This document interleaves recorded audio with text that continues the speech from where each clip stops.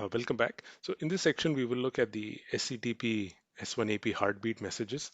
As I had mentioned before, heartbeat is an integral part of the SCTP protocol, and it is a way for each of the peers to kind of make sure that the connection is healthy. So you always see between peers there is a heartbeat and a heartbeat ACK happening, and we will look at both of those in just a second.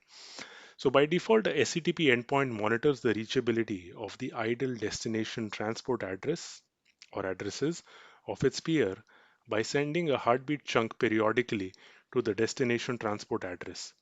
The peers respond with a heartbeat ACK.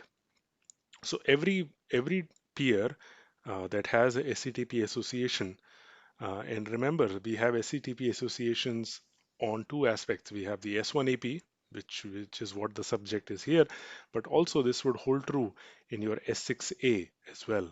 And in each of those interfaces, each endpoint sends a heartbeat at a predefined interval, and the other peer responds back with a acknowledge. If it does not, the original peer will retry for a given time, and if it still does not get acknowledgement back at certain amount of time after a certain amount of retries, it will drop that connection because it has deemed that connection to be unhealthy and unusable. The last field, heartbeat information, should be a sender specific information field of some kind. For example, a timestamp when the heartbeat was sent and the destination. This is returned in the heartbeat ACK chunk. So in the heartbeat information, there are certain elements that are copied and sent back in the ACK because that is how a peer would know that that response that is coming in is actually for the request that went out in the first place. So some of those, so if you look at the Wireshark capture here, where I have two endpoints that are talking by SCTP protocol, um, this peer sends a heartbeat message and it receives back a heartbeat acknowledgement. So if you look at this expanded view, you have the destination and source ports. So the source port is 57890 and is going out to 29118.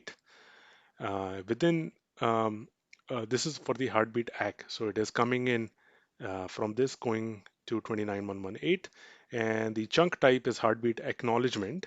And then if you look at the heartbeat information, this information is actually copied from the original heartbeat message. So that is why this peer, once it gets it, it knows, oh, this is for my original request. So it knows how to correlate that.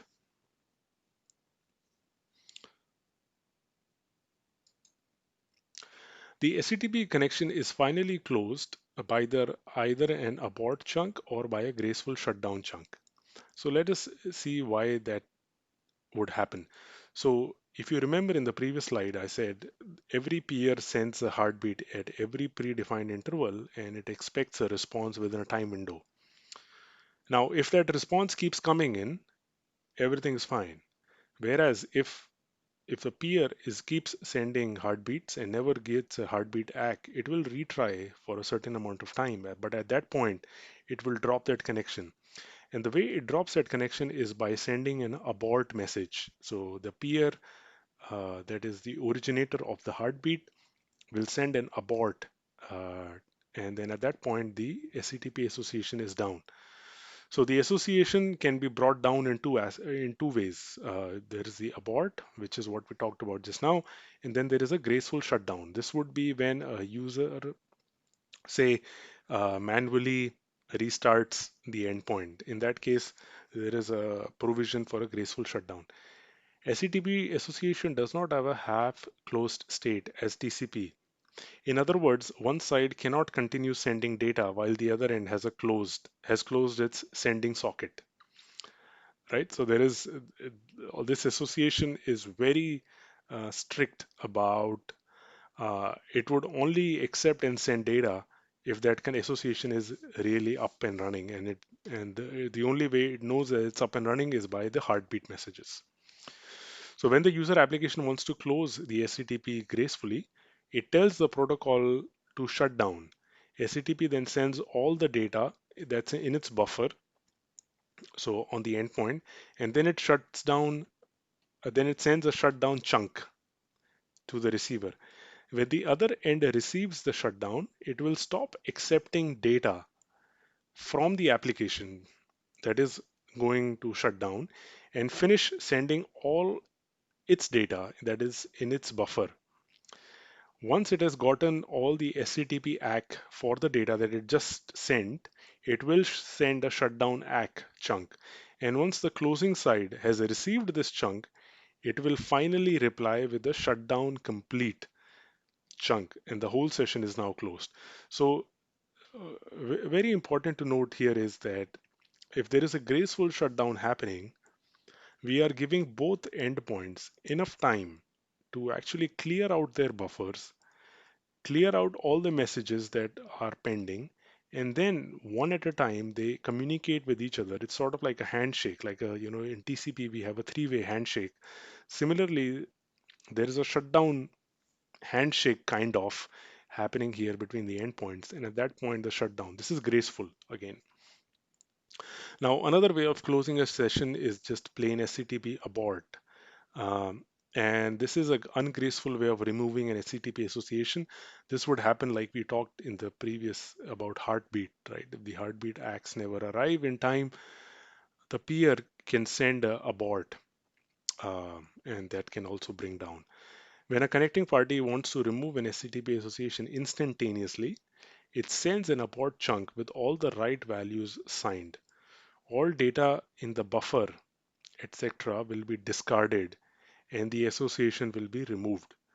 The receiving end will do the same after verifying the abort chunk. So as soon as the abort gets sent from the source drains out all the buffer. It discards those packets. Unlike the graceful where we saw uh, that it sends the data in the buffer. This never happens in the abort. Abort, you just delete the buffer and you send this abort chunk, and the receiving end will also receive that abort chunk and it will also delete all the data. So hopefully the distinction between shutdown and abort is clear, and also you now understand why and under what circumstances an abort may happen. So SCTP also supports graceful close of an active session upon request of a SCTP user, like we had talked about the shutdown. Um, and here is a TCP dump showing the interaction. So you have the client sending a shutdown signal. The server responds with the shutdown ACK, and then the client finally responds with the shutdown complete. So it's sort of like a three-way handshake. But remember, all the buffers are getting cleared on both ends, and then this is a graceful shutdown. Whereas if you look at an abort, this is like instantaneous. Instantaneous. I want to drop my SCTP association. So here is a TCP dump that how that would look like in Wireshark. You have the source, you have the destination. It is sending an abort chunk. So this abort chunk is right here. It says the bit is set to stop processing, and there is a cause why this abort happened. And in this case, it was protocol violation. You can have multiple, but this gives you a sense of why the SCTP association gets dropped. Okay, so hopefully you have understood abort, graceful shutdown, heartbeat, and the SCTP association aspects. And these are really important on S1 AP and S6A and all the diameter links inside the EPC interface, EPC architecture.